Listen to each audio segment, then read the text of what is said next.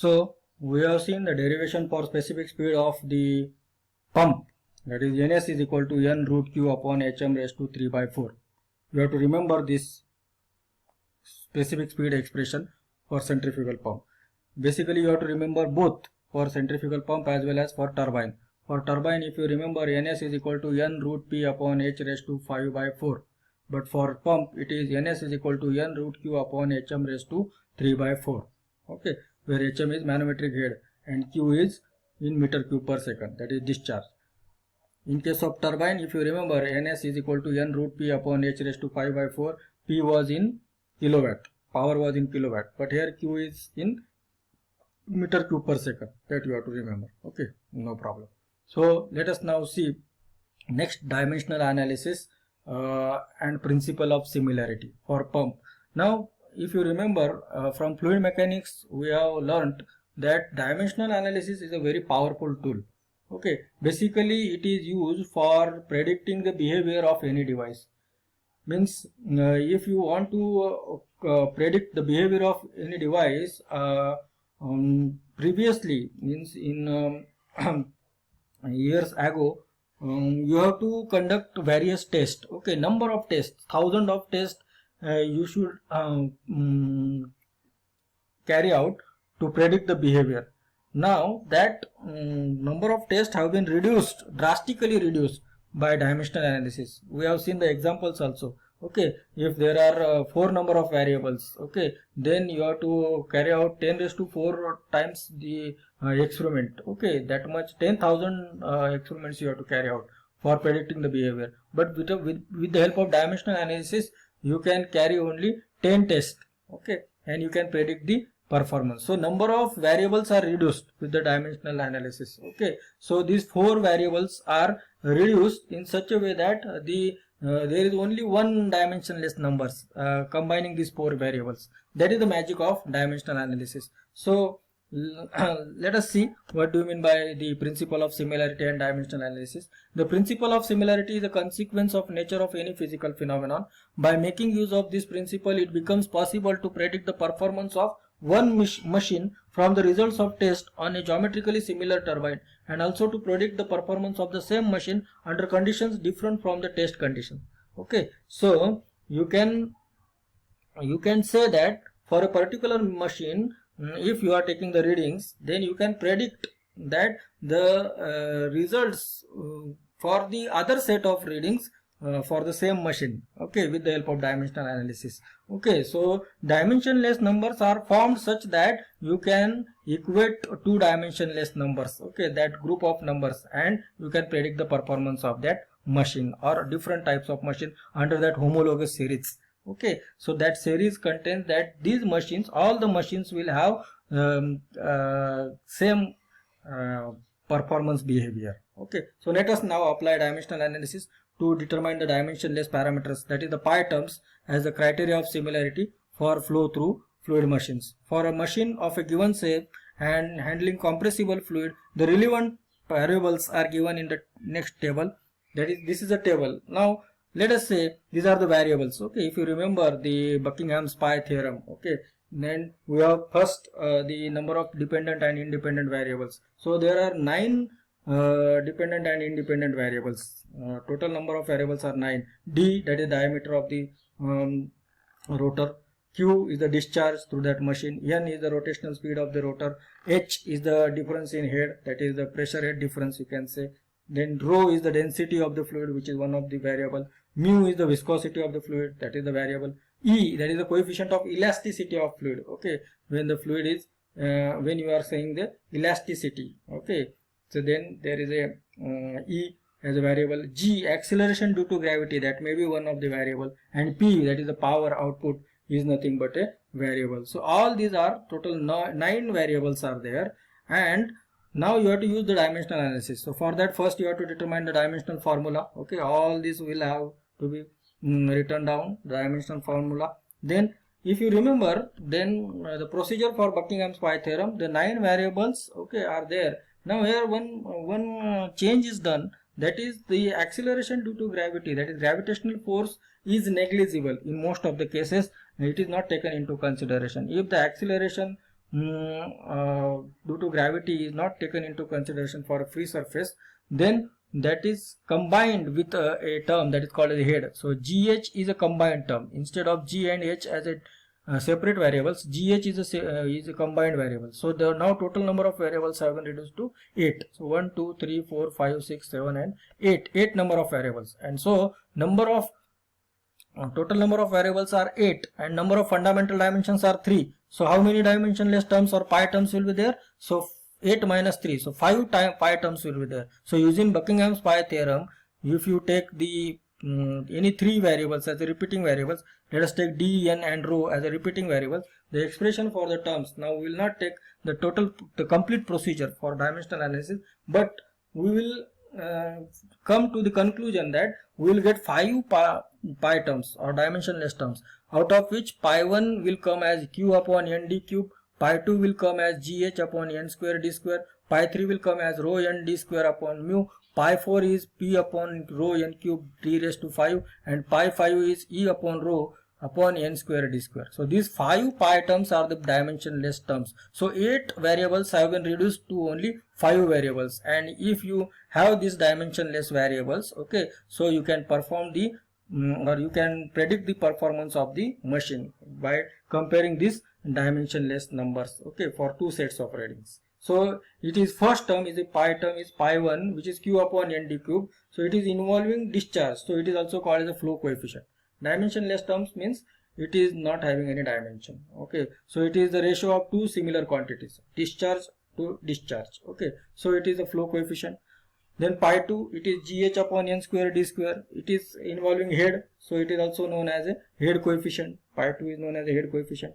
And third term, that is pi 4, which is nothing but p upon rho n cube d raised to 5, that involves power, so it is called as a power coefficient. So 3 coefficients are there: flow coefficient, head coefficient and power coefficient.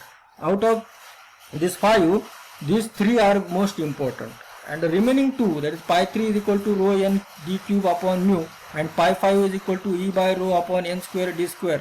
These represents the Reynolds number and Mach number, respectively. So this Reynolds number and Mach number, which involve rho and rho, basically that is nothing but for incompressible fluid, rho is constant. Hence for incompressible fluid, these 2 terms are neglected, that are not much important in incompressible fluid. But the Mach number and Reynolds number, they will be playing very much important role in case of the compressible fluids. That's why these 2 pi terms, if you are not giving importance in case of incompressible fluid, then the remaining 3 parameters you have to take into account. That is nothing but pi 1 is equal to q upon n d cube, pi 2 is equal to gh upon n square d square, and pi 4 is equal to p upon rho n cube d raised to 5. So this shows you that q upon n d cube is equal to constant, and root hm upon dn is equal to constant, because g is again constant, it is going to cancel out. P upon d raised to 5 n cube is equal to constant, again rho is constant for incompressible fluid. So these 3 coefficients you have to remember, okay, this should remain constant for any type of machine. So what is the use of dimensional analysis for predicting the performance of a model and prototype? Okay, because you have to build bigger prototypes. Okay, we have seen the model and prototype. Prototype is nothing but a big size machine, and model is nothing but a small size machine. So if you want to have the performance of a big size machine or the prototype and model, you have to build a model, okay, and you have to carry out the test on that model. But by carrying out the test on the model, you have to predict the performance of the prototype, and for that you are using the dimensional analysis. Okay, so before manufacturing the large size pump, their models which are in complete similarity with the actual pumps are made, which are called as a prototypes. Okay, tests are conducted on the models and performance of the prototypes are predicted. The complete similarity between the model and actual pump will exist if the following conditions are satisfied. So these 3 conditions should be satisfied. Okay, so let us see some numericals, then you will completely understand. A single stage centrifugal pump with impeller diameter of 30 cm rotates at 2000 rpm and lifts 3 meter cube of water per second to a height of 30 meter with an efficiency of 75%. Find the number of stages and diameter of each impeller of a similar multi-stage pump to lift 5 meter cube of water per second to a height of 200 meter when rotating at 1500 rpm. So there is a model given whose diameter is 30 centimeter, rpm is 2000 and q is 3 meter cube per second. Similarly, head is 30 meter with efficiency 75%. It is given for model, and you have to predict the performance of the prototype considering this model performance. But some of the parameters of prototype are also given, like discharge is given 5 meter cube per second, rpm of the prototype is given 1500, and the height, okay, of the prototype, that is head, is given as 200 meter. But this is for number of stages, multi-stage pump. So you have to carry it for single stage. This discharge will be same. Okay, so it will be for single stage also, it will be 5 meter cube per second. Okay, but the head is multiplied. Okay, rotation will be same, 1500 rpm. So let us apply the principle of similarity for this numerical to solve the or to predict the performance of prototype. So d1 is 0.30 meter, n1 is equal to 2000 rpm, q1 is equal to 3 meter cube per second, hm1 is equal to 30 meter, manometric efficiency is 0.75, q2 is given 5 meter cube per second, total head is equal to 200 meter. Let the height per stage is hm2. It is for single stage, let the head is hm2, that is for second case. There is nothing but prototype. N2 is equal to 1500 rpm. Diameter of each impeller is equal to d2. Okay, d2. So d1, n1, q1, hm1, manometric efficiency, q2, head hm2, n2 and d2. Okay, all these are the given parameters. Okay, so let us write the condition for similarity. So specific speed is also one of the dimensionless number.